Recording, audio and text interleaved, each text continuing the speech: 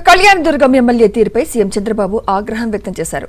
Toll సిబ్బందిపై దాడి చేసిన ఎమ్మెల్యే సురేందర్బాబు అనుచరులపై కేసులు నమోదు చేయాలని ఆదేశించారు. చట్టాన్ని చేతుల్లోకి తీసుకునే వారిని ఎట్టి పరిస్థితుల్లోనూ ఉపేక్షించవద్దన్నారు. దాడి ఘటనపై దర్యాప్తు చేసి నివేదిక ఇవ్వాలని ఆదేశించారు.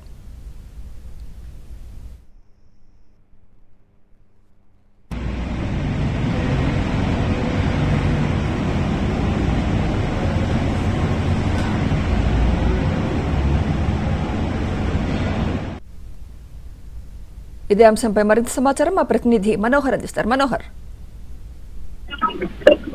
సుమిత్ర తిరుపతి మదనపల్లి జాతీయ రహదారి వాయిల్పాడు మండలము గండబైనపల్లిలో నిన్న టోల్గేట్ వద్ద కళ్యాణదుర్గం ఎమ్మెల్యే అలిమినేని సురేంద్రబాబు ఆయన అనుచరులు కలిసి సిబ్బంది పైన దాడి చేసిన సంఘటన పైన ముఖ్యమంత్రి చంద్రబాబు నాయుడు చాలా సీరియస్ అయినట్లు తెలుస్తుంది.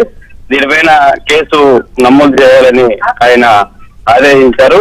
అయితే చట్టాన్ని తన పరిధిలోకి తీసుకుని ఎవరైనా సరే ఇలాంటి ఘటనలకు పాల్పడితే వారిపైన కఠిన చర్యలు తీసుకోవాలని స్థానిక పోలీసులకు ముఖ్యమంత్రి ఆదేశించినట్లు సమాచారం.